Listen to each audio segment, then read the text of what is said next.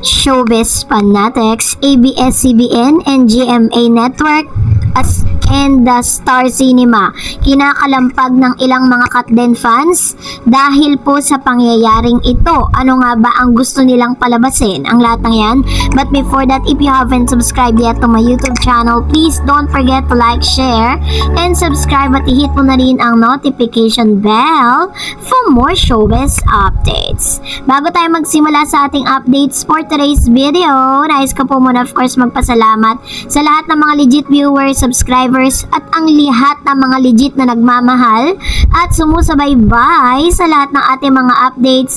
Maraming salamat po. And for today's video, alam ko po na ang bawat isa sa atin ay super duper excited na, lalo na ang mga Katden fans doon po sa nalalapit na kasi kung bibilangin po natin, almost 2.5 months na lang po ay lilipad na papunta ng Canada ang Katden or si Alden Richards at si Miss Catherine Bernardo para sa pinaka most awaited film of the year na palalabas ni this coming November. So according po dun sa timeline na ibinigay po ng ABS-GMA Star Cinema na magsisimula po silang mag-taping this coming August at ilalabas po nila ito ng November.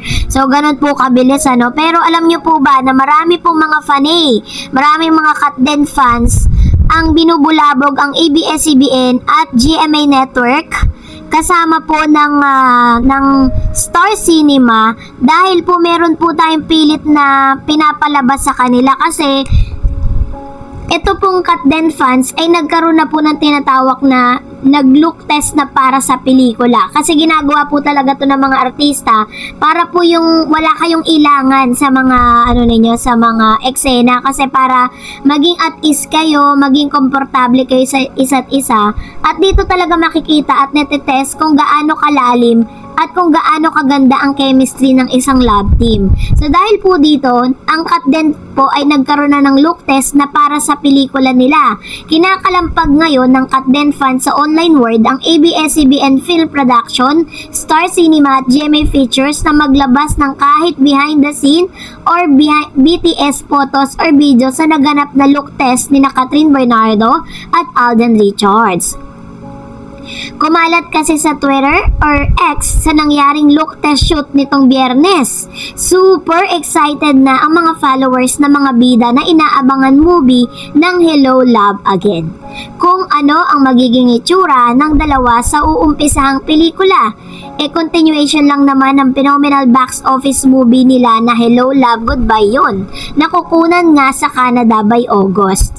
Komento ng ilang mga netizen ay mukhang may babaguhin sa looks ng Katden at sa pananamit nila para sa new movie dahil bago rin ang location nun. So isa po yan sa mga malaking pagbabagong magaganap dahil syempre bagong place, bagong culture po, kailangan makiayon po sila doon. Kaya yun po yung mga bagay na kinukonsidera ng ilang mga writers at mga kasama po dito sa nasabing movie. Pero according po sa ilang mga fans, komento ng ilang mga netizen, mukhang may babaguhin di umano sa looks ng Katden. Chika pa ng netizen, hindi raw titigilan ang dalawang film production hanggat hindi nila naisisilip sa social media ang mga kaganapan sa look test. Grabe ang excitement ng mga fans hindi sila makapaghintay lalo't siguro pag nagsimula na ang principal photography ng reunion movie ni Catherine, Alden at sa August. So yun po yung ilan sa pinaka-exciting part na kailangan natin kasi ang pinaka-final talaga natin na aabangan is yung kanilang movie this coming November. Pero ang pinaka-exciting part dito is yung mga photoshoot nila, yung mga behind the scene photos and videos kung saan makikita mo maghaharutan na naman sila kung paano po nila i-promote yung kanilang movie. Ganun po katindi yung preparation ito, kaya talagang kumapit po kayo dahil baka hindi nyo po kayanin yung mga mapapanood nyo sa mga susunod na araw dahil talagang pabilis na po ang panahon malapit-lapit na rin po ang kanilang movie. So dahil dyan, mag-react naman tayo sa ilan sa mga komento po ninyo patungkol naman sa ating latest updates. Ito po ay komento mula sa Facebook page at sa atin pong YouTube channel. Sabi po ni Julieta De Soyo, my wish for Kat, she will be able to find the right guy and will be her soulmate. She's such a nice girl, good daughter to her parents. God bless her. Ayun, lahat po ata ng mga nagmamahal kay Catherine, wala pong ibang gusto, walang ibang wish, kundi matagpuan po ni Miss Catherine Bernardo yung tamang tao, tamang guy para sa kanya. Ito naman sabi ni Ma'am Salma sa Cataluna sa Facebook, pag nalampasan ni Kat din ng 11 years, maniwala talaga ako na sila na talaga. At sa 11 years na harapin ng Kat din, marami pa ring mga pagsubok nila na kailangan malampasan. Malampasan ng Kat din, sila na talaga ang tinadhana. God bless. What is my point of view with regards to this? Alam niyo po kasi, ang isang relationship, it doesn't matter how long eh. Diba? Hindi po yan masusukat kung gaano kahaba yung pinagsamahan ninyo eh. Lagi po ano yan, kumbaga parang nasa ano pa rin, nasa inyong mag-partner, may mga maiikling relasyon pero nauuwi pa rin sa kasalan.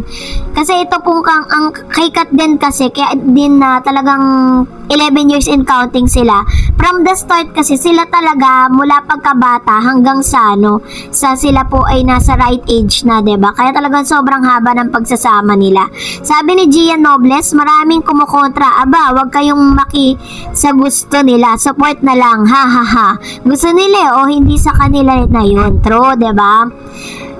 Sabi ko nga sa inyo, 'di ba, mula po nang pumutok yung pangalan po ni Alden Richards at ni Miss Catherine Bernardo, sobrang dami po. Maraming mga supporters at medyo dumami din po ang mga bashers. Kasi hanggang sa ngayon, syempre, may kanya-kanya naman tayong bet eh. Kung hindi nyo bet si Alden for Catherine, that's okay. Kung hindi nyo naman bet kung hindi nyo naman bet ang Kat din at gusto nyo ng Katniel, that's really okay because that's your decision. Pero at the end of the day, syempre, si Miss Catherine pa rin ang magde-decide. Sabi ni Brenda Mirani, mabait na anak si Kat, kaya deserve niya na mabait, na makakasama sa habang buhay, na mapapangasawa. Sa tingin ko si Alden na nga. Sabi naman ni Ma'am Chi Mercy, ano niya, yung kinontra niya yung sinabi ni Ma'am Chi, sabi niya, hindi pa nga handa si Kat pakasal. Hindi pa handa, sabi niya. Sabi naman ni Ma'am Chi Malu, wag niyong i-connect ang pangkanta ni DJ kay Catherine dahil yun lang ang mga nakasanayan na niyang kantahin. No more balikan dahil okay na si Catherine and hopefully nakamove on na rin si DJ. Yun, so ito naman po yung kanyang komento patungkol sa bagay na ito.